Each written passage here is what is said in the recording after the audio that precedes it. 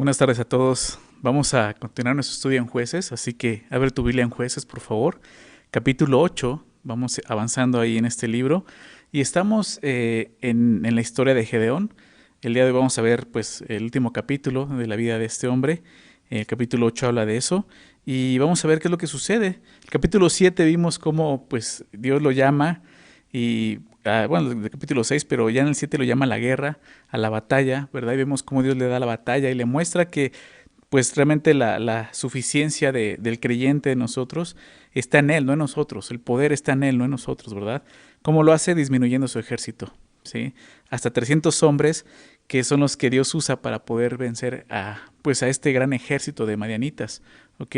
Pero el capítulo 8 aún no nos habla de la última parte de la guerra porque algunos de los madianitas que quedan vivos pues huyen, ¿verdad? Pero ellos tienen que terminar con ellos totalmente. Entonces Gedeón pues prácticamente va persiguiéndolos, ¿no?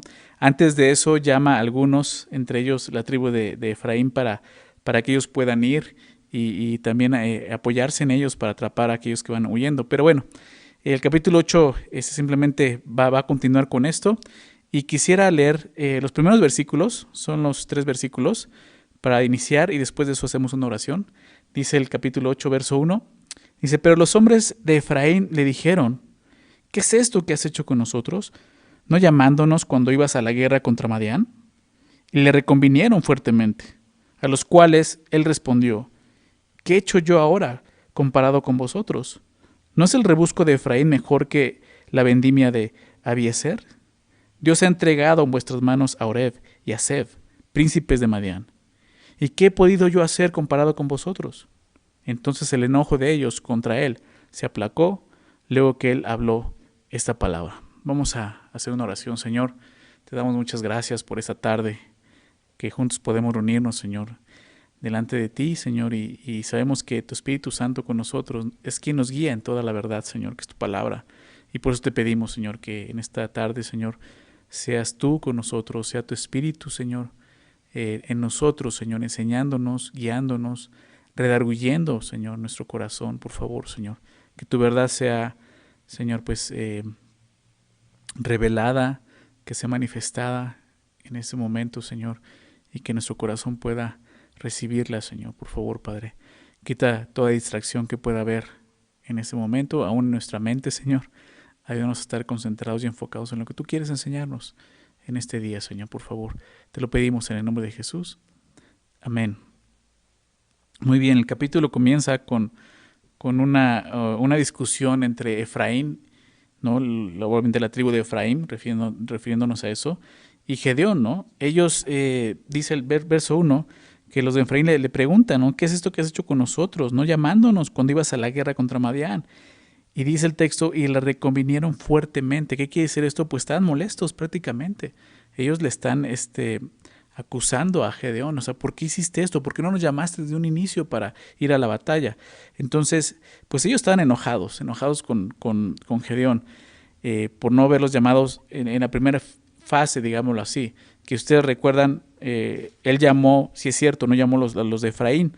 En el capítulo 6, verso 35, vemos esto, déjame leerlo, capítulo 6, 35, dice, y envió mensajeros por todo Manasés, ellos también se juntaron con él, y asimismo envió mensajeros a Aser, a Zabulón y a Neftalí, los cuales salieron a encontrarles, pero no está Efraín aquí, ¿verdad? Los de Efraín los llama ya al final, ¿no? En los últimos versículos del capítulo 7 vemos, déjame leer esto, verso 24, Gedeón también envió mensajeros, pero eso ya es al final, ¿no? De la batalla, por todo el monte de Efraín, diciendo, descended al encuentro de los madianitas y tomad los vados de Bet-bara y del Jordán antes que ellos lleguen, y juntos todos los hombres de Efraín tomaron los vados de Bet-bara y del Jordán y tomaron a los príncipes a dos príncipes de los madianitas, Oreb y Zeb, y mataron a Oreb en la peña de Oreb y a Zeb lo mataron en el lagar de Zeb, y después que siguieron los madianitas, trajeron las cabezas de Oreb y de Zeb a Gedeón al otro lado del Jordán. Y ahí es donde empieza esta discusión, ¿no? Dicen, ¿por qué no nos llamaste desde un principio? ¿No? ¿Por qué al final?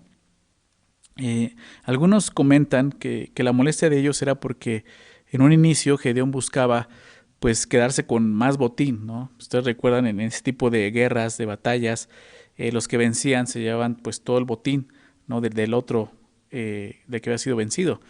Entonces algunos comentan que pues realmente Efraín está enojado porque pues decían que Gedeón no quería que participaran para no llevarse algo, ¿sí? Pero la razón es muy evidente aquí, ¿no? Y lo vemos en el texto. Su molestia era por reconocimiento, prácticamente eso. Ellos estaban ofendidos porque en un inicio no fueron llamados sintiéndose menospreciados. O sea, ¿por qué no nos llamaste? ¿Verdad? ¿Por qué no nos consideraste? Ellos sentían así. Creo que este enojo obviamente no es correcto, ¿no? Es un enojo que nace del orgullo, ¿sí? Y eso está mal, ¿verdad? A ellos les importaba más su reconocimiento que el reconocimiento de Dios, porque realmente el que está haciendo todo esto es Dios, ¿sí? Pero ellos estaban más enfocados en ellos, ¿no? El que no se reconocía, ¿por qué no nos llamaste desde un principio? ¿No? Para que se reconozca que no estuvimos en la guerra. En ningún momento están agradecidos porque Dios les dio la victoria. ¿Qué es lo que está haciendo Dios aquí delante de ellos? Entonces, qué triste que de repente Dios está dando la victoria, pero entre ellos hay peleas, ¿no? Creo que como iglesia tenemos que poner atención a esto. ¿Sí? Muchas veces Dios está haciendo algo entre nosotros, algo grande, pero entre nosotros hay peleas, ¿no? Hay cosas, malos entendidos, enojos, molestias, y tenemos que aprender de esto. ¿Sí? Tenemos que ver lo que hay en nuestro corazón, qué está pasando, que eso nos está gobernando más que el gozo de saber que Dios está entre nosotros, que Dios nos está dando la victoria en muchas cosas. ¿Sí? El Señor aquí acaba de librar a la nación de una opresión más, lo estamos viendo aquí. Ellos están más preocupados porque no se les reconoció. Prácticamente ese es el enojo. ¿Sí? Entonces, pues vemos eso, corazones que están orgullosos, ¿no? O sea, vemos orgullo es lo que está pasando aquí, ¿no? Porque buscan reconocimiento. Y creo que sí hay cosas que aprender de esto. Corazones orgullosos no pueden servir a Dios correctamente, ¿no? Porque lo vemos aquí. Al final van a buscar su propia gloria y no la gloria de Dios. Entonces, si queremos servir a Dios, pues lo menos importante es nuestro reconocimiento, que nos reconozcan. Un corazón que sirve al Señor de verdad, pues nunca va a buscar reconocimiento propio. Al contrario, siempre estará agradecido de servir a Dios y siempre el servir a Dios para él será un privilegio. ¿Sí? Nunca va a discutir por qué no se me reconoce, por qué no se me da honra. Al contrario, ¿sí? Doy gracias a Dios que me permite hacerlo y darle gloria y honra a Él. Entonces, pues vemos la respuesta de Gedeón en el verso 2. Dice, los cuales respondió, ¿qué he hecho yo ahora comparado con ustedes? ¿No es el rebusco de Efraín mejor que la vendimia de Abiezer? ¿Qué está haciendo Gedeón? Prácticamente él está reconociendo, ¿no? Que el trabajo de ellos ha sido grande. ¿Sí? Él habla del rebusco de Efraín, ¿no? Hablando de ellos, y la vendimia de Abiezer. Recuerda que Abiezer está hablando de Gedeón, ¿no? De su familia. Dice, no es nada ustedes comparado con lo que yo he hecho. Dios ha entregado en vuestras manos, por ejemplo, empieza a decir, a Oreb y a Zeb, príncipes de Madián. Dice, ¿y qué he podido yo hacer comparado con ustedes? Entonces el enojo de ellos contra él se aplacó, luego que él habló esta palabra. Entonces Gedeón responde con cierta astucia. ¿Por qué? Porque aunque no los confronta con su pecado, sí calma su ánimo, ¿no? Sí calma ese enojo. Ahora, podemos decir, ¿hizo bien Gedeón al hacer esto? ¿Hizo bien al dejar pasar esto y no confrontar su pecado, no mostrarles lo que hay en su corazón, ese orgullo, ese reconocimiento que es pecaminoso? Pues creo que en esto no pecó y o sea, no hizo mal en hacerlo, en actuar de esa forma. Porque tenemos que recordar qué está pasando. En el contexto, la guerra aún no ha terminado. Gedeón seguía persiguiendo a los madianitas. No era el momento de comenzar una guerra interna, ¿me explico? Empezar a pelear entre ellos. Entonces, cuando el enemigo está ahí todavía, pues Gedeón sabía que tenían que unirse, ¿verdad? Para poder combatir contra el enemigo. Entonces Gedeón, enfocado en la batalla, sabe que tiene que ganar esta batalla con sus hermanos, no pelear entre ellos. Por eso Gedeón, pues, actúa de esta forma y creo que lo hace de acuerdo a un proverbio, en Proverbios 26:4, déjame recordar este proverbio, dice así, nunca respondas al necio de acuerdo con su necedad, para que no seas tú también como él. ¿Sí? En el contexto, pues lo vemos. Si Gedeón se hubiera puesto a pelear con ellos, iba a caer en la necesidad de ellos. Y al final, pues los madianitas hubieran huido. ¿Sí? Entonces creo que es muy astuto, muy listo en hacer esto, ¿no? En mostrarles, o sea, ustedes han hecho más, o sea, ¿por qué están peleando? O sea, tenemos un enemigo y no somos entre nosotros, es este, ¿no? Son los madianitas. Entonces, en resumen, lo que Gedeón les dice es que ellos pues habían conseguido el logro más importante. Ellos habían terminado con la mayor parte de los madianitas, ¿sí? Lo que vimos al final del capítulo 7.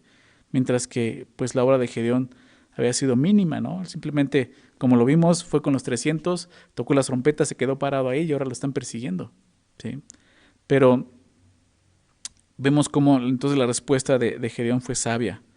¿Por qué? Porque el enojo de ellos se aplacó, que era lo que buscaba, ¿no?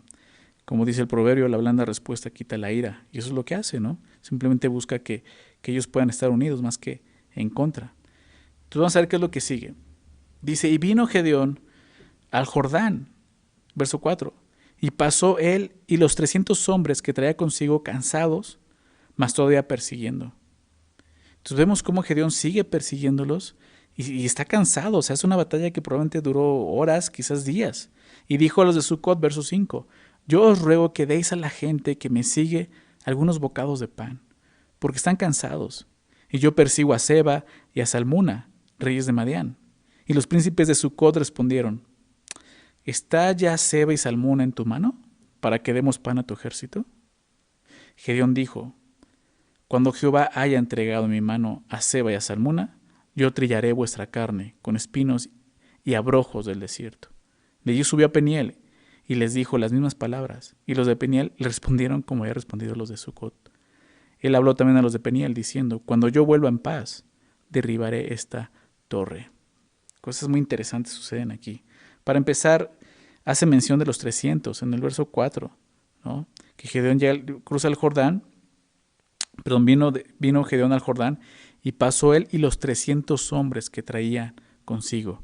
Entonces los 300 hombres seguían con Gedeón. Eso significa algo, que ninguno de ellos murió. ¿Se dan cuenta? O sea, Dios les dio la victoria de esta forma. Ninguno de ellos sufrió pérdida, ¿sí? Y algo sucede.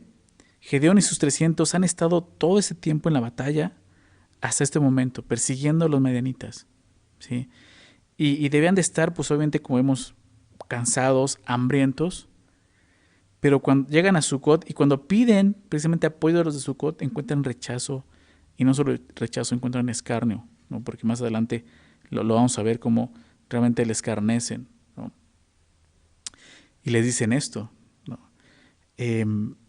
¿Está ya Seba y Salmuna en tu mano para que demos pan a tu ejército? Sí, o sea, les dice, estamos cansados, estamos persiguiendo a los de Madián, estamos persiguiendo a Seba y Salmuna, y ellos dicen, ¿ya los tienes en tus manos? Porque si no te vamos a dar nada, prácticamente es lo que le están diciendo. ¿Sí? Esto es fuerte. Si ellos no quisieron apoyarlos ni siquiera con alimento. Es por eso que Gedeón les hace una promesa. ¿Sí? Y cuando el Señor le haya entregado a los reyes de Madián, Él volverá y trillará su carne con espinos y abrojos del desierto. ¿No? Esto es fuerte, pero veo unas cosas aquí importantes. Ahí en el verso 7, y Gedeón dijo, cuando Jehová haya entregado en mi mano. ¿Por qué digo que esto es importante? Y subraya esa palabra cuando. ¿Por qué? Porque nos muestra la fe de Gedeón. Gedeón no dice, bueno, si Jehová me entregara, ¿verdad? En mi mano a Seba y a Salmona voy a regresar. Él dice, cuando Jehová me lo entregue. O sea, él sabe que Dios va a hacer esto. Porque Dios ya se lo había dicho, ¿recuerdan? Entonces vemos fe en la vida de Gedeón aquí y él está seguro de esto. O sea, Dios me va a entregar y voy a regresar. Sí, entonces iban a ver prácticamente lo que le está diciendo aquí. No les hace una promesa, pero es una advertencia. ¿Sí? Entonces, vemos cómo Gedeón hace lo mismo, llega a otro lugar que es Peniel y les hace la misma petición, les pide que les den de comer y ellos contestan igual que los de Sucot, ¿no? Prácticamente lo que nos dice el texto, ¿no? Lo mismito. Sin embargo, dice, y les habló también a los de Peniel diciendo, cuando yo vuelva en paz, y nuevamente cuando yo vuelva, ¿verdad? En paz derribaré esta torre, ¿no? Parece que había una torre muy importante ahí en Peniel. Y las torres eran orgullos de las ciudades, ya que significaban fortaleza. Y al parecer los hombres de Peniel tenían una de la cual se sentían así, orgullosos, seguros. Y Gedeón dice, pues así voy a regresar y voy a destruir esta torre. ¿Sí? Por su rechazo a no querer ayudarlo. ¿Sí? Y lo que hace Gedeón también es amenazarlos. Los amenaza con destruir su torre cuando volviera en paz. Después, obviamente, cuando dice volver en paz, está hablando de que volvería con la victoria contra los madianitas. ¿Sí? Es obvio que Gedeón estaba confiando en Dios. Él dice, voy a regresar con la victoria y entonces voy a vengar esto. su actitud, ¿sí? ¿Por qué hizo esto Gedeón? ¿Por qué fue así tan duro? No podemos pensar, ¿no? O sea, ¿por qué con los de Efraín fue más amable, ¿no? Y fue con esos es duro. Bueno, para empezar, Sucot y Peniel en ese momento eran ciudades israelitas. O sea, no son extranjeros, son del mismo Israel, son del pueblo de Israel.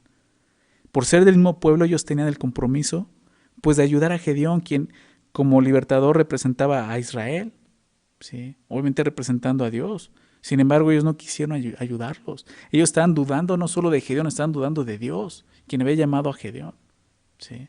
Y no quieren ayudarlos. Gedeón solo les pidió pan. Ni siquiera les pidió que los apoyase en la batalla, lo cual podía haber hecho. Solo les dijo, denos de comer algo. ¿Sí? Ahora, es posible que tanto Sucot como Peniel pues no estaban seguros de Gedeón, de que él terminara con los madianitas. Eso es lo que estaba pasando. De esta manera tenían temor, ¿sí? Y temor a apoyarlo. Lo que ellos decían, no, ¿qué se me hace que tú no vas a poder destruir a los madianitas? Y si te apoyamos en algo, ahora te van a regresar los madianitas, ¿sí? Y van a venir contra nosotros, ¿sí? Entonces ese era el temor que ellos tenían, pero eso mostraba falta de fe en ellos, ¿sí?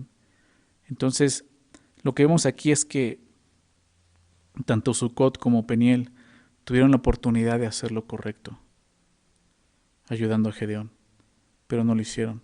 ¿Por qué? Por su temor, por su falta de fe. Por esto desperdiciaron esta valiosa oportunidad que Dios les estaba dando de poder servir en algo, ¿sí? Ahora piensa en esto, ¿cuántas veces nosotros perdemos las oportunidades que Dios nos da? Simplemente por esto, por temor, por falta de fe. Dios quiere que todos nosotros, todos sus hijos, participemos en la obra. Sí, algunas veces va a ser en la batalla, algunas otras veces solamente va a ser dando algo de pan, ¿se dan cuenta? Pero ¿cuántas veces por temor, por falta de fe, no lo hacemos? No vamos a la batalla, no podemos alimentar, ¿verdad? Entonces esto es un llamado a poder confiar en el Señor. Nunca, mientras que sigas al Señor, mientras que confíes en el Señor, nunca vas a fallar. Nunca vas a fallar.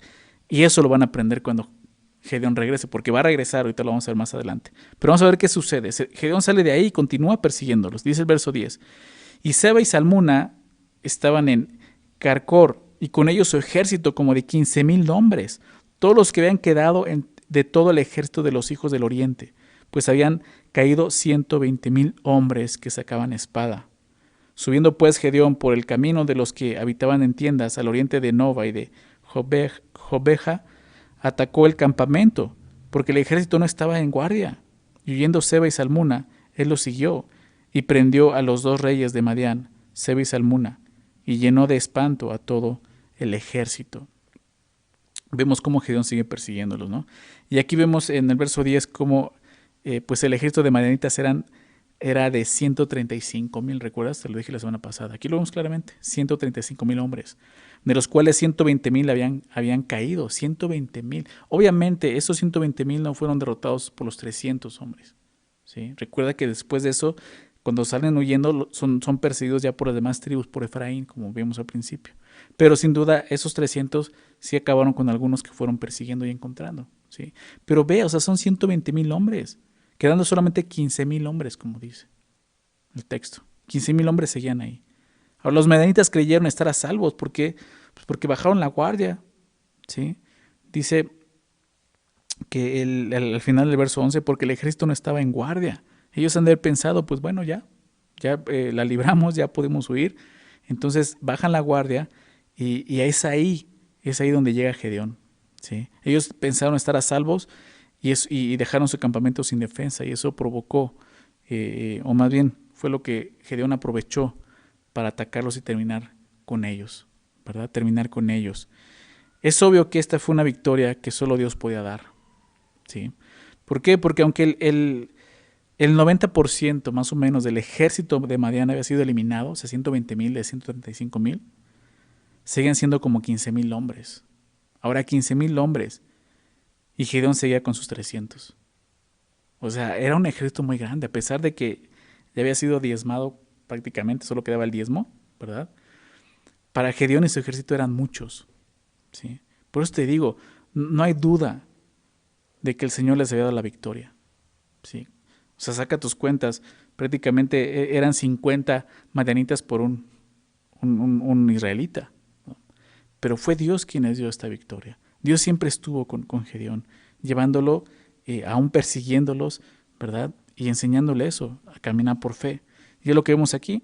Entonces llegan, terminan con ellos, pero capturan a estos dos reyes, Seba y Salmuna, ¿no? Y siempre que estudiaba y leía esto, Selva y Salmuna, me imaginaba alguna caricatura, ¿no? Tienen nombres de caricaturas, de algún cómic o algo así, Seba y Salmuna. Pero los capturan. Entonces, vamos a ver qué sucede en el verso 13. Entonces Gedeón, hijo de Joás, volvió de la batalla antes que el sol subiese. O sea, imagínate, Dios se los entregó en ese día, así rápido, ¿no? Cuando llegaron, los tomaron, ¿no? Y pudieron tomarlo y llevarlos. Y tomó a un joven, dice que en verso 14, que tomó a un joven de los hombres de Sucot, o sea, regresa a ese lugar a Sucot, y le preguntó, y él le dio por escrito los nombres de los principales de los ancianos de Sucot, 77 varones. Y entrando a los hombres de Sucot, dijo, he aquí a Seba y a Salmuna, acerca de los cuales me saeristeis, diciendo, ¿están ya en tu mano Seba y Salmuna, para que demos nosotros pan a tus hombres cansados? Y tomó a los ancianos de la ciudad y espinos y abrojos del desierto, y castigó con ellos a los de Sucot. Asimismo derribó la torre de Peniel y mató a los de la ciudad. Entonces vemos que cumple su promesa, ¿no? Vemos cómo regresa a Sucot ya con los dos reyes, se encuentra un chico y le pide los nombres de los principales y va y los busca, ¿no? Dice que llegó con ellos y les dijo, aquí están, ¿no? Seba y Salmuna están en mis manos, ¿sí? Acerca de los cuales dice, me saeristeis. ¿Qué significa esto?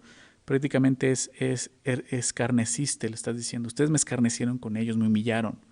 Si no me dieron pan y se burlaron de mí con sus preguntas, pues aquí están ellos. Y entonces, ¿qué hace?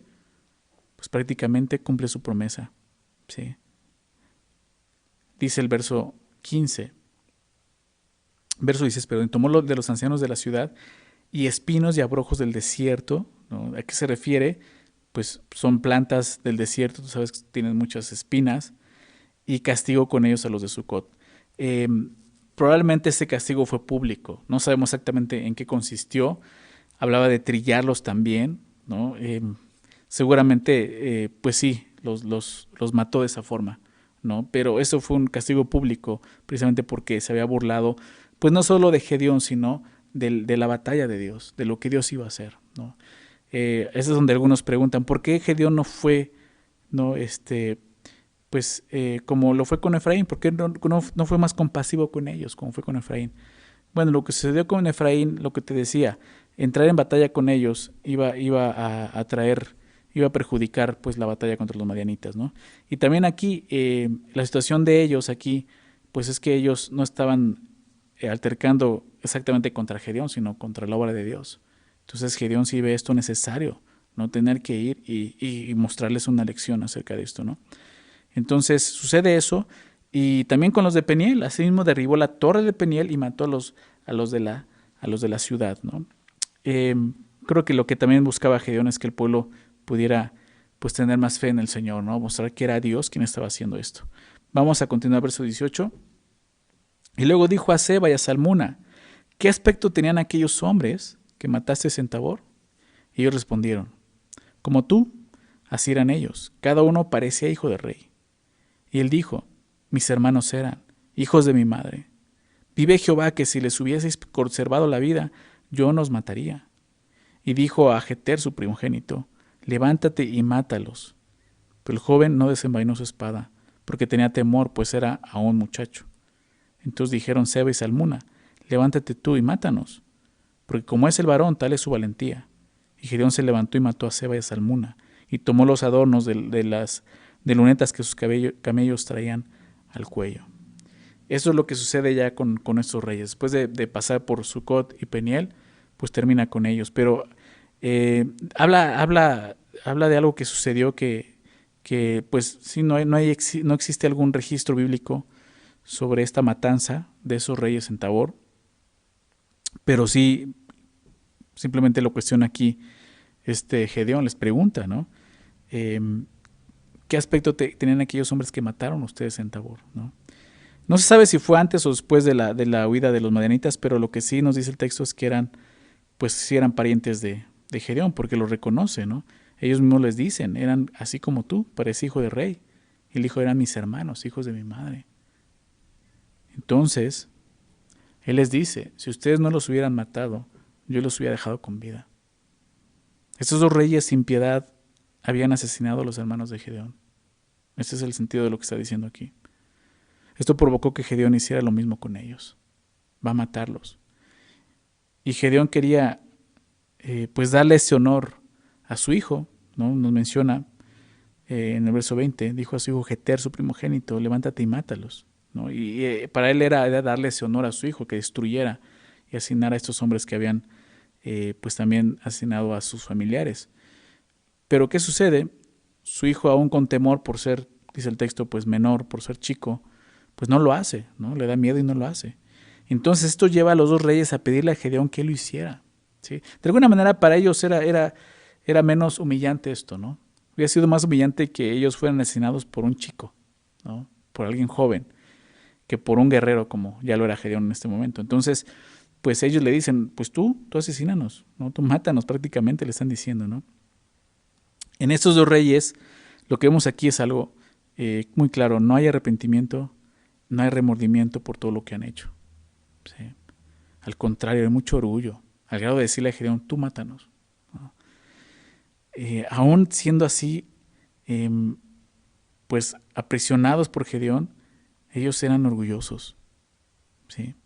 Ellos le dicen a esto a Gedeón, porque como es el varón, tal es su valentía, o sea, tú mátanos. ¿A qué se refiere? Es probable que era un dicho común en ese tiempo, ¿no? Así como es el varón, tal su valentía, ¿no? Y ellos lo usaron respecto a Gedeón y a su hijo, ¿no? Entonces Gedeón hace esto, ¿no? Pues lo que hace es terminar con ellos, ¿no? Los mata, ¿no? Ahora esto es muy interesante porque anteriormente vimos que pues a Gedeón al estudiarlo, ¿no? Del capítulo 6 lo vemos siendo un cobarde, ¿recuerdas? Hablamos de eso, no era un hombre valiente, era un hombre cobarde, le pidió muchas veces a Dios pruebas, señales, ¿no? Le decía, Señor, si tú no vas conmigo, yo no voy a ir, etcétera, o sea, quiero estar bien seguro que tú vas conmigo, etcétera, etcétera, y mostraba cobardía, pero aquí ya está mostrando lo contrario, valentía, ¿verdad? Lo vemos siendo valiente, acabando con la tarea que Dios le ha asignado, terminando con estos reyes, acabando con ellos, ¿ok? Vamos a continuar, verso 22, perdón. Y los israelitas dijeron a Gedeón, sé nuestro Señor, tú y tu hijo, y tu nieto, pues que nos has librado de mano de Madián. Mas Gedeón respondió, no seré señor sobre vosotros, ni mi hijo os señorará, Jehová señorará sobre vosotros. Y les dijo Gedeón, quiero haceros una petición, que cada uno me dé los zarcillos de su botín, pues traían zarcillos de oro, porque eran ismaelitas. Solamente entre paréntesis está explicando que estos zarcillos de oro eran de los madianitas, que eran ismaelitas, no está hablando de los de Israel. Ellos ya tienen ese botín que pertenecía a ellos, que eran ismaelitas. Ellos respondieron, de buena gana te los daremos. Y tendiendo un manto, echó allí cada uno los zarcillos de su botín. Y fue el peso de los zarcillos de oro que él pidió, 1,700 siclos de oro. Estos más o menos son como 20 kilos de oro.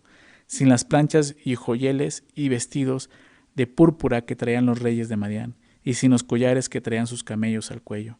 Gedeón hizo de ellos un efod, el cual hizo guardar en su ciudad de Ofra, y todo Israel se prostituyó tras de ese efod en aquel lugar, y fue tropezadero a Gedeón y a su casa.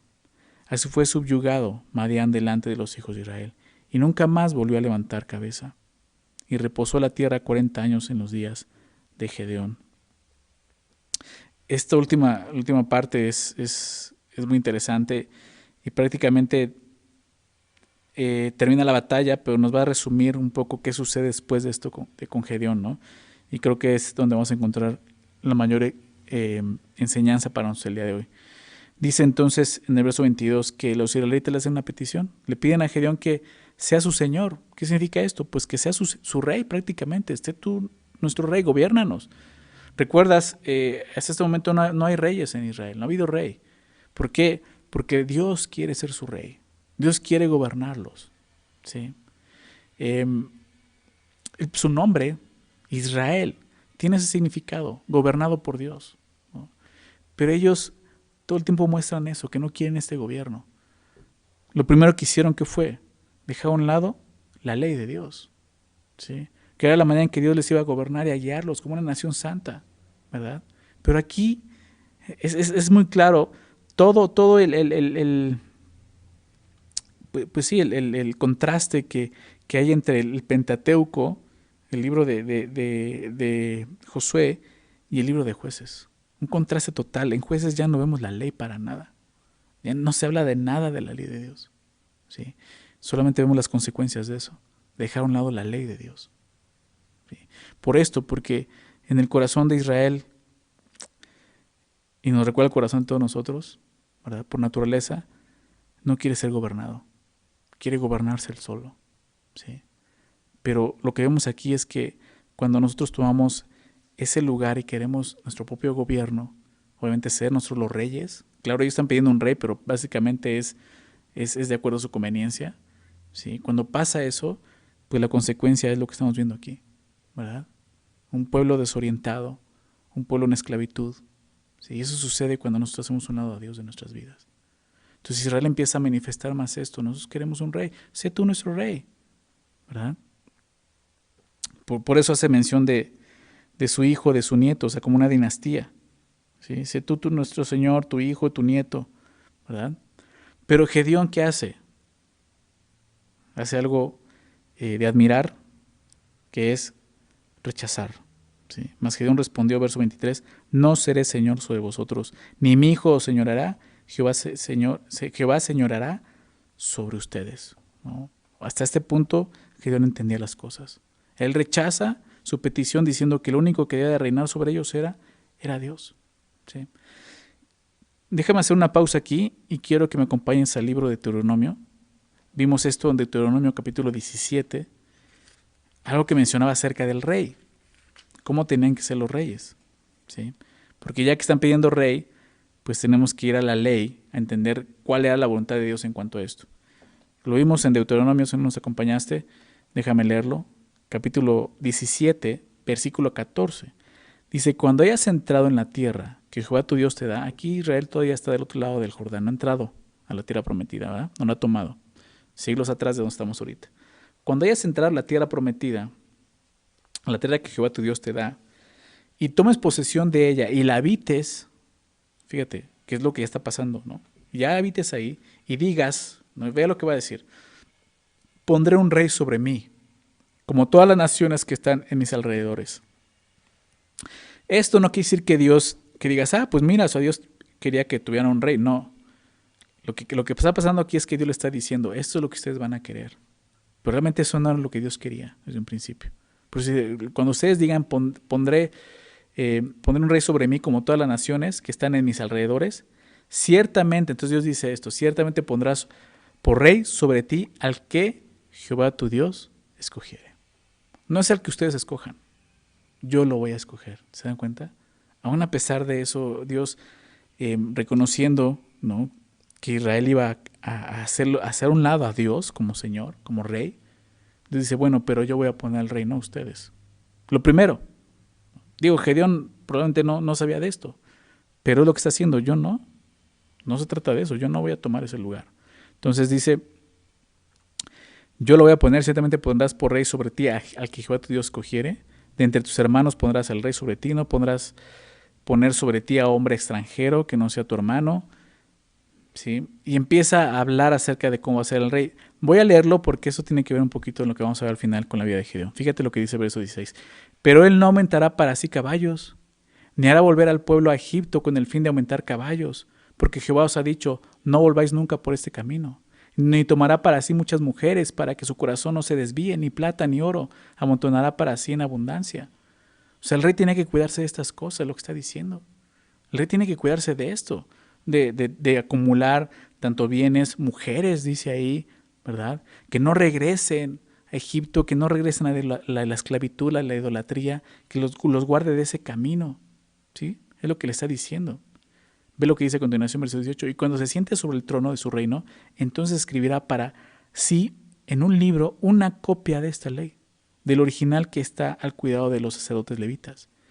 Y lo tendrá consigo y leerá en él todos los días de su vida para que aprenda a temer a Jehová su Dios, para guardar todas las palabras de esta ley y estos estatutos para ponerlos por obra, para que no se eleve su corazón sobre sus hermanos, ni se aparte del mandamiento a diestra ni a siniestra, a fin de que prolongue sus días en su reino, él y sus hijos en medio de Israel. Dios dice, ok, si ustedes llegan a pedir un rey, se va a tratar de eso. Yo lo voy a escoger y va a tener que ser así, va a tener que cuidarse de estas cosas.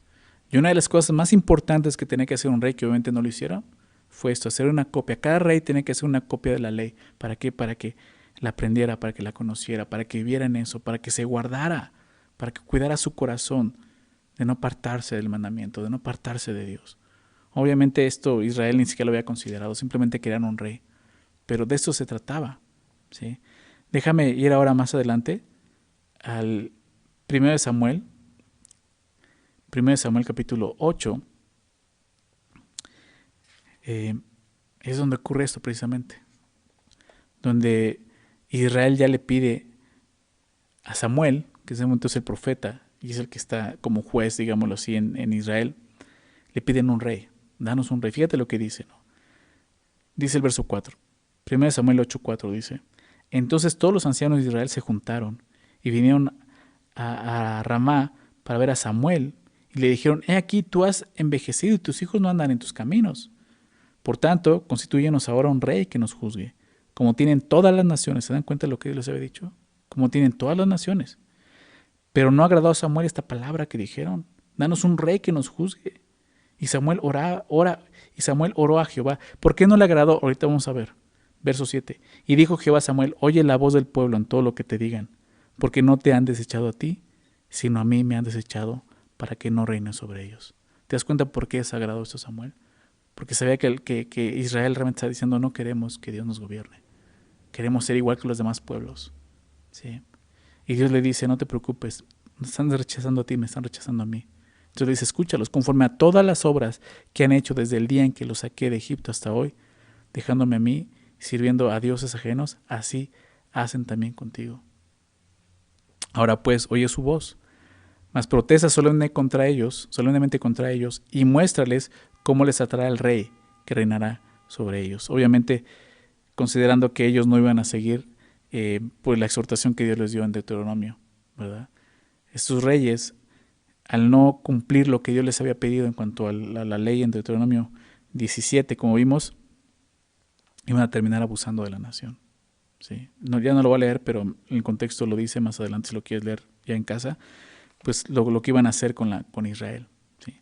Entonces, regresando al texto de Jueces, prácticamente ellos están casi haciendo lo mismo, pidiendo un rey, pero Gedeón dice, no, a mí no me interesa eso. No.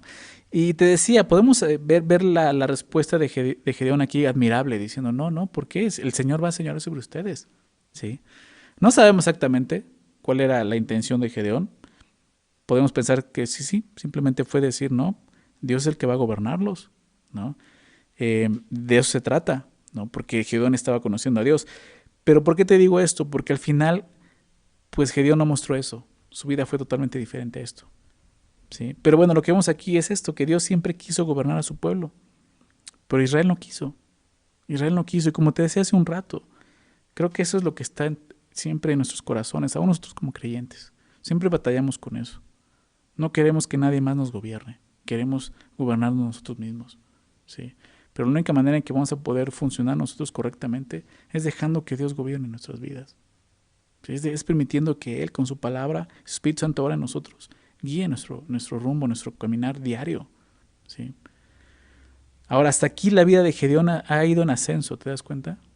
Te lo recordaba hace un rato, él empezó siendo un cobarde, temeroso, pero ya lo vemos siendo valiente, consiguiendo la victoria que Dios le había dado. Pero, hay un pero. Ojalá la historia de Gedeón terminara así, y terminara aquí, pero no es así. Continúa en el verso 24. En lo que sigue, vamos a ver cómo comienza un descenso terrible en la vida de Gedeón. Comenzando con una petición que es muy extraña. Verso 24. Y les dijo Gedeón, quiero haceros una petición, que cada uno me dé los zarcillos de su botín. ¿No? Como te recordaba hace rato, o sea, al derrotar a una nación, se quedaban con el botín, ¿no? Con los bienes o las riquezas que tenía el enemigo. Entonces le está pidiendo esto a todos los demás israelitas, ¿no? Como vimos las tribus que le ayudaron, Manasés, Aser, Efraín, etcétera, algunas que estuvieron ahí, y les dice, deme los arcillos, ¿no? Deme el oro prácticamente, denme el oro que tienen del botín. Dice, pues traían zarcillos de oro porque eran ismaelitas, nuevamente aclarando que está hablando de los madianitas aquí, ¿no? Su botín venía de ellos. Ellos entonces, verso 25, respondieron, de buena gana te los daremos. No hay objeción de parte de ellos. Sí, te vamos a dar, no los zarcillos, nada más nos estás pidiendo eso. Entonces les pide como un tributo, ¿se dan cuenta? Y dice el verso, y teniendo un manto echó allí cada uno de los zarcillos de su botín. Y como veíamos, juntaron casi 20 kilos de oro. ¿Sí? Ahora, ¿qué es lo que hace Gedeón con este oro? Verso 27. Y Gedeón hizo de ellos un efod, el cual hizo guardar en su ciudad de Ofra. Y todo Israel se prostituyó tras de ese efod en aquel lugar, y fue tropezadero a Gedeón y a su casa. ¿Se dan cuenta cómo empezó este descenso terrible en la vida de Gedeón? ¿Qué hace Gedeón? Hace una copia de un efod. ¿Qué es el efod? Es la vestimenta del sumo sacerdote, ¿recuerdan? Prácticamente hace una copia. No sabemos si lo hace de acuerdo a la ley o como estaba escrito, pero lo que hace es simular eso, una copia del sacerdocio. ¿Sí? No sabemos su intención, no dice su intención. Probablemente era una buena intención, ¿no? Queriendo honrar al sacerdocio, recordar que los sacerdotes eran la representación de Dios en el pueblo, no sé, de alguna forma sí. No la hizo para que la usaran, obviamente no era para usarlo, sino más bien para que la contemplaran. ¿Por qué? Porque la hizo de oro. ¿Sí? Un efod, o sea, el efod no era de oro. Entonces, pues sí, quizás las intenciones de Gedeón eran buenas, pero pues el resultado, lo vemos, no fue nada bueno. Sí, el resultado fue idolatría. Prácticamente el texto lo dice así, prostitución por parte de Israel. ¿Por qué prostitución? Sí, porque ellos estaban prácticamente prostituyéndose delante de Dios, ¿sí? Rompiendo la lealtad que ellos tenían con Dios. ¿Sí? Ellos debían de ver a Dios como un esposo, ¿sí? Y al irse con otro detrás de otro Dios o adorar otra cosa es prostituirse, es una prostitución espiritual, digámoslo así. Y es así como Dios lo está viendo.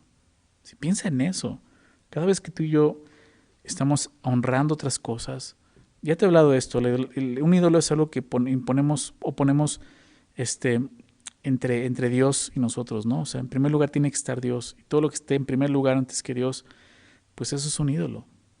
Y es esto, exactamente, Dios lo ve así, como una esposa, ¿no? Que está adulterando, siendo con otro hombre, prácticamente, ¿no? Una infidelidad de ese tamaño. Por eso usa esta palabra, se prostituyeron. Si esto es el resultado de lo que quizás Gedeón comenzó con una buena intención, pero terminó así. Entonces, ¿qué vemos aquí? Algo importante. Las buenas intenciones, pues nunca deben de rebasar la palabra de Dios. Si no sabemos en qué momento podemos tener una buena intención, hacer algo con una buena intención, pero sin darnos cuenta podemos estar yendo en contra de lo que Dios dice en su palabra. Dios nunca dijo esto, nunca dijo que sean imágenes, al contrario, dijo no te hagas imágenes. Nunca permitió algo así. Él cuando dijo, si quieren hacer un altar para mí, no labren la piedra, háganlo de cantera, no la labren, que no haya nada humano en eso, ¿recuerdan? Entonces, no podemos servir a Dios o tratar de tener buenas intenciones, como te decía, y no considerando lo que Dios dice en su palabra. ¿Sí? Porque entonces en ese momento esas buenas intenciones dejan de ser buenas intenciones. Nosotros también podemos cometer el error de hacer algo malo, aún con buenas intenciones. Tenemos que examinar siempre todo lo que vayamos a hacer. ¿Sí? Muchas veces podemos pensar a hacer un bien para alguien, pero tenemos que buscar a Dios.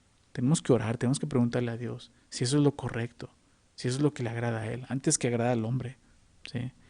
Déjame citar aquí a este pastor Spurgeon. Él decía esto: la más mínima desviación de la simplicidad del Evangelio puede apartarnos hacia la más absoluta apostasía. Que el Señor nos proteja de la más mínima desviación del camino que Él ha establecido para nosotros en su santa palabra. Él lo pone un ejemplo, o sea, simplemente si tú empiezas a predicar el Evangelio y lo alteras un poquito para que pues, no sea tan ofensivo a la gente, ¿no? O para que la gente lo pueda aceptar mejor, sea más atractivo, estás desviándote poquito, vas a acabar en idolatría, ¿te dan cuenta? O sea, a esa magnitud tenemos que considerar qué cosa estamos haciendo con una buena intención, ¿sí? Dios no quiere que tengamos buenas intenciones, Dios quiere que le honremos, que le adoremos. Eso está por encima de las buenas intenciones, recuerda eso. Entonces,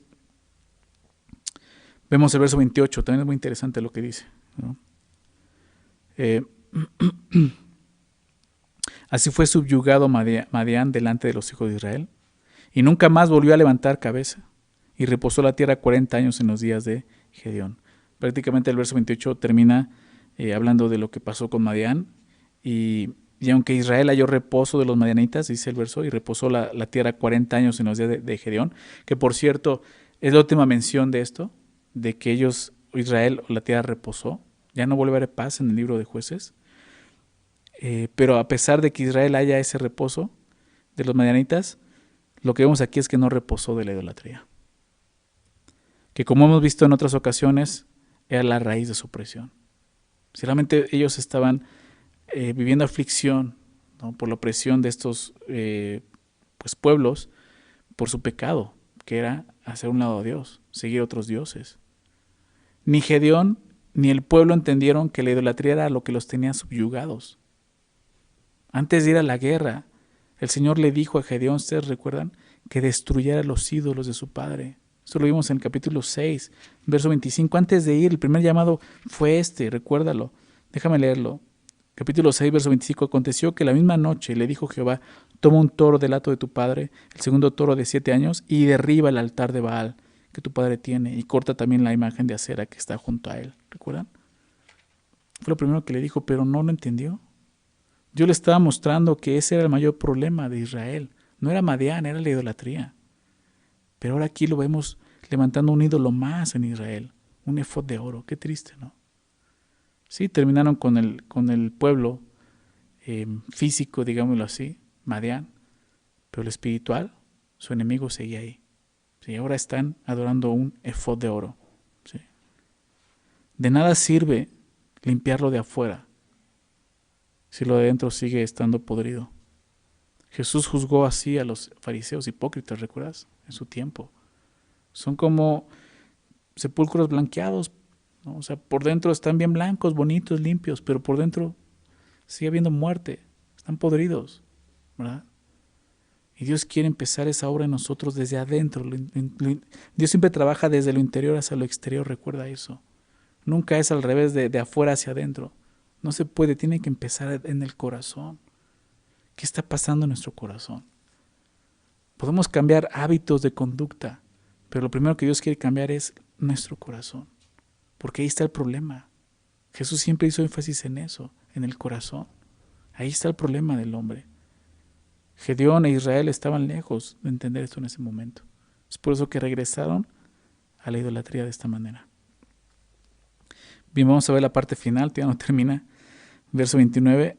Luego Jerobbaal, hijo de Joás, recuerda que Jerobbaal es Gedeón, es un nombre que él adquiere, ¿no?, por ir en contra de Baal. Luego Jerobbaal, hijo de Joás, fue y habitó en su casa, ¿no? Nos está narrando lo último de la vida de Gedeón. Y tuvo Gedeón 70 hijos que constituyeron su descendencia, porque tuvo muchas mujeres. Obviamente tener 70 hijos con una mujer es imposible, ¿verdad? Tuvo muchas mujeres. También su concubina que estaba en Siquem le dio un hijo y le puso por nombre Abimelech.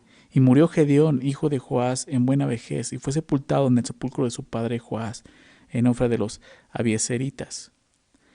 Aunque Gedeón murió en buena vejez, como dice el texto, sus años siguientes de vida no fueron buenos delante de Dios. Por eso te decía, comenzó la vida de Gedeón como descendente, ¿no? Se empezó cayendo aquí, haciendo este ídolo, y ahora lo vemos aquí, ¿no?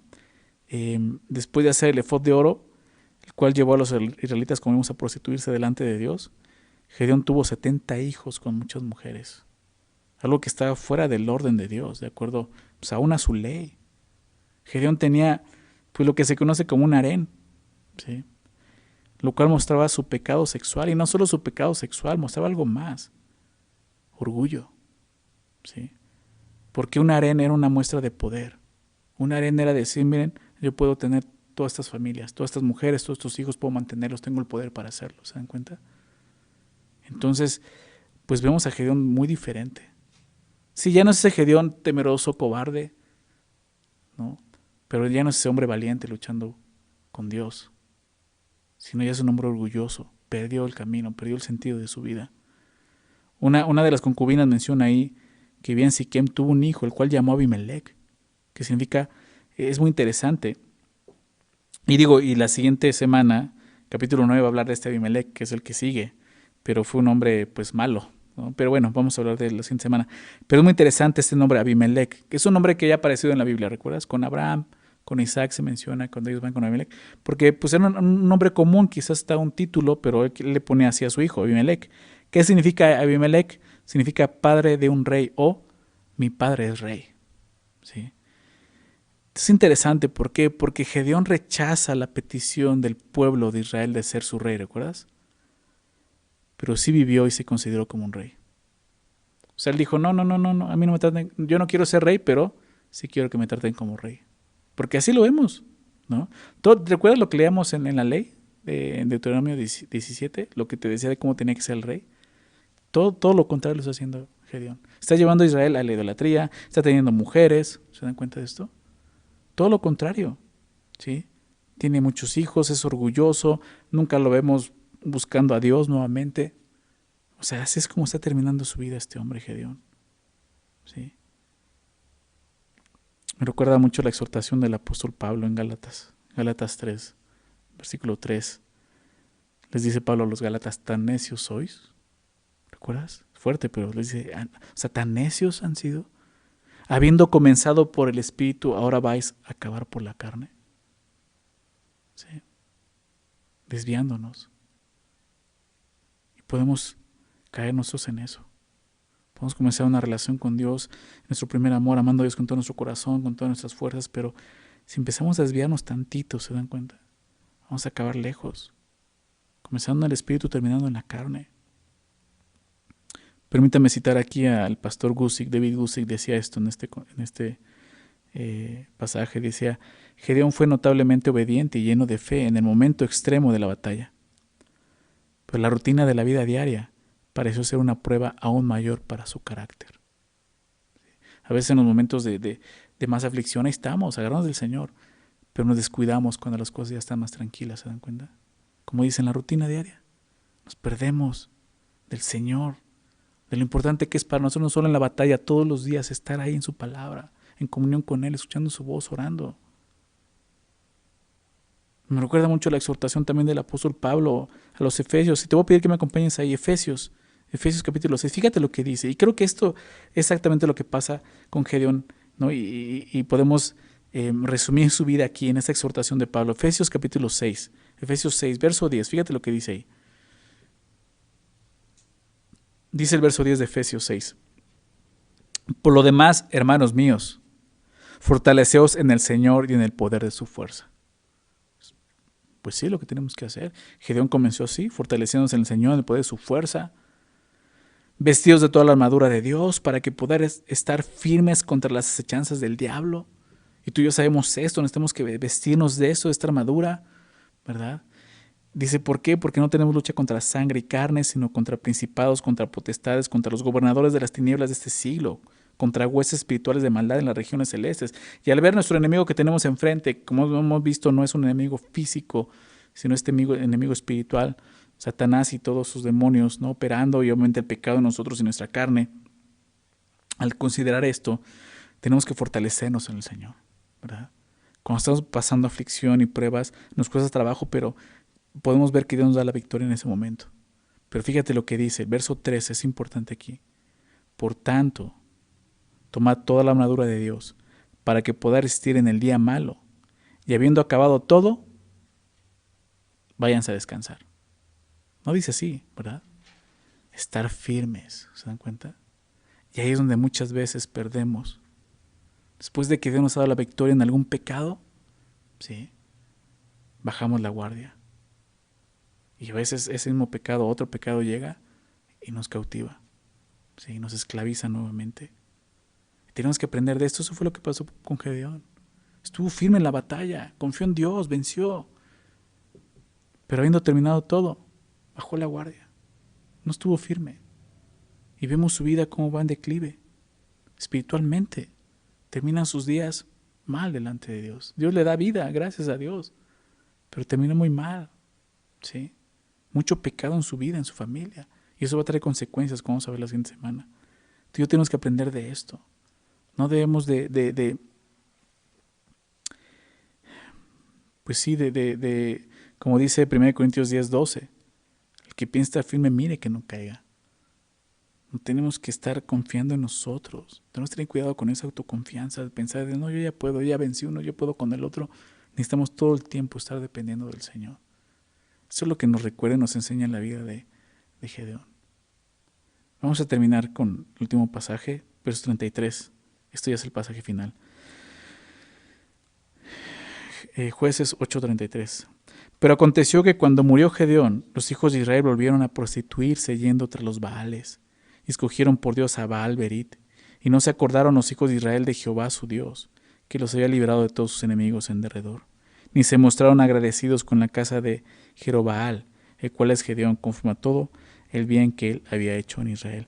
Nos dice entonces cómo termina Gedeón, pero nos dice cómo terminó, bueno, qué pasó después de esto con Israel prácticamente.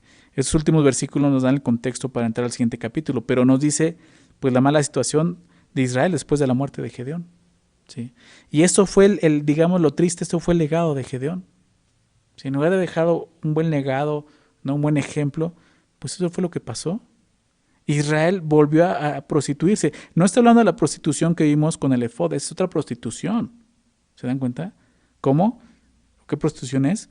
Pues yendo tras los Baales, dice el texto. Al parecer dejaron de adorar el efod y regresaron a la idolatría de los Baales. Escogieron por Dios, dice el texto, a este Baal Berit. ¿Sí? Baal Berit, dice el verso 33. Escogieron por Dios a Baal Berit, olvidándose de Jehová y de todo lo que había hecho por ellos. ¿Sí? Qué triste porque, realmente nosotros no estamos escogiendo. Es Dios quien nos escoge, lo sabemos. Fue con Israel, Dios escogió a este pueblo. Este pueblo no buscaba a Dios, no escogía a Dios. Pero aquí lo vemos en su orgullo, en su ceguera espiritual, se pone a escoger sus dioses. ¿Sabes? Cuando una persona se pone a escoger dioses, ¿sí? Está mostrando pues su falta de espiritualidad realmente. En lugar de verse espiritual, está mostrando que no es nada espiritual. ¿Sí? Si tú piensas que puedes escoger dioses, ¿sí? Estás cayendo en idolatría. Porque el Dios de la Biblia no lo podemos escoger, Él nos escoge a nosotros. Juan lo dice de esta manera, nosotros le amamos a Él porque Él nos amó primero. Es una respuesta. Que vengamos a Dios, a Jesús, es una respuesta simplemente de haber sido nosotros primeramente escogidos por Él. Pero aquí vemos a este pueblo olvidando eso, que Dios los escogió. ¿Y qué hacen? Se pueden escoger dioses. ¿Sí? ¿Qué tipo de Dios sería este que lo puedes escoger? ¿No? Pero es lo que hacen. Entonces, seguir a cualquier Dios es ir en contra del Dios vivo y verdadero. Eso lo sabemos. Pero seguir a este Dios, Baal Berit, era una gran ofensa y afrenta contra Jehová, el Dios que había hecho y cumplido un pacto con ellos. ¿Por qué me refiero a esto? Al pacto. Porque Baal Berit significa Señor del pacto. Berit, si tú recuerdas, en Génesis recuerdo que cuando lo vimos acerca del pacto, hablamos de esta palabra, Berit significa pacto. Y Baal es Señor, entonces significa Señor del pacto. ¿Se dan cuenta? Su idolatría los llevó a burlarse del Señor, quien tanto amor les había mostrado por medio del pacto que había hecho con ellos. Es como si ellos dijeran, ese Dios del pacto, Jehová, no nos interesa, nosotros tenemos nuestro Dios del pacto, ¿se dan cuenta? ¿Hasta dónde estaba llegando Israel? Qué triste la condición de Israel, olvidándose de esta manera de Dios. Por eso dice los 34, no se acordaron los hijos de Israel de Jehová su Dios, que había hecho esto, que los había librado de todos sus enemigos en alrededor, ¿se dan cuenta? Que había cumplido su pacto, Él los libró, los sacó de Egipto. Y ahora escogiendo otro Dios, llamándole Baal Berit, se burlan de Él. Nuevamente dice el verso 35, ni se mostraron agradecidos con la casa de Jerobal, hablando de Gedeón, el cual es Gedeón, conforme a todo el bien que Él había hecho a Israel. Obviamente, si no estaban reconociendo a Dios, menos iban a reconocer a Gedeón, ¿verdad? El capítulo termina con cierta decepción, ¿se dan cuenta? Qué decepción es ver el final de la vida de Gedeón. corrompido por la codicia, por el orgullo, por la idolatría, por el pecado. Sin embargo, su fracaso no debe de desanimarnos. Yo sé que podemos llegar aquí y decir, híjole, yo soy así como Gedeón, ¿no? Soy como Israel. No te desanimes. Al contrario, el fracaso de Gedeón nos ayuda a reconocer que todos nosotros, como seres humanos caídos, estamos en el mismo lugar, en el mismo terreno. ¿Sí? Todos necesitamos del Señor, ese gran Dios que nunca caerá, que nunca se corromperá, que nunca nos va a decepcionar. ¿Pero qué tenemos que hacer? Hebreos 12 nos habla de correr con paciencia la carrera que tenemos por delante, ¿recuerdan? Corramos con paciencia la carrera que tenemos por delante, puestos los ojos en Jesús, el autor y consumador de la fe. Yo te animo el día de hoy a poner tus ojos solamente en el Señor. Israel puso los ojos en el hombre y falló, y cuando falló el hombre, ellos fallaron, siguieron al hombre, ¿se dan cuenta? Pero si tú y yo ponemos los ojos solamente en Jesús, no va a fallar. Él es el autor, como dice Hebreos 12:2, el autor y consumador de la fe. En Él inicia nuestra fe y en Él termina nuestra fe. Un día vamos a estar con Él, recuerda eso. La derrota y el fracaso de Gedeón, como te decía, debe llevarnos a reconocer que hay uno que nunca va a fallar y que podemos descansar en Él, nuestro Señor Jesucristo. ¿Ok? Vamos a hacer una oración, vamos a dar gracias a Dios por este tiempo.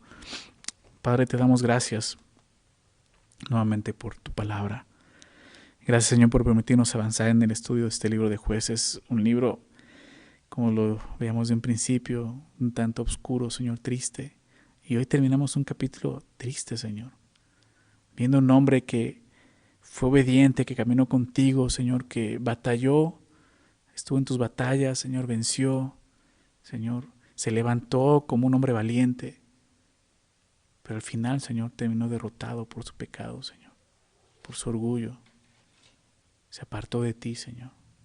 Y eso provocó que el mismo pueblo se apartara también, Señor. Ayúdanos, Señor, a poner nuestros ojos en ti. Necesitamos eso, Señor.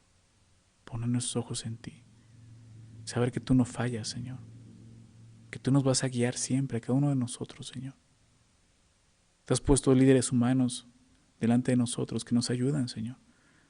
Pero eso no quiere decir que ellos nunca van a fallar, Señor. Al contrario, Señor, su debilidad nos recuerda que tú eres el único que puede sostenernos. Como tú le dijiste al mismo apóstol Pablo, bástate mi gracia, mi poder se perfecciona en tu debilidad. Señor, eso es lo que queremos. No somos mejores que Gedeón, Señor. Muchos de nosotros seguimos siendo cobardes y no pasamos de ahí. Señor, por eso te necesitamos. Necesitamos de ti. Ayúdanos a poner nuestra mirada en ti, Señor. Ayúdanos a aprender de esta lección, Señor. De no bajar la guardia nunca, Señor. Estar firmes. No importa, Señor, que el día de hoy no estemos pasando por alguna prueba en particular o alguna aflicción, Señor. Ayúdanos a no bajar la guardia. Estar firmes, Señor, en la fe, siguiéndote, obedeciendo, escuchándote. Gracias por recordarnos esto hoy, Señor. Tan preciso y puntual para nosotros, Señor. El estar listos siempre, Señor, para lo que venga. Gracias, Señor, por este día y gracias por tu palabra. Por favor, te pedimos que nos ayudes a meditar en ella día a día, Señor. Que tú nos guíes en obediencia y adoración a ti, Señor. Te lo pido en el nombre de Jesús. Amén.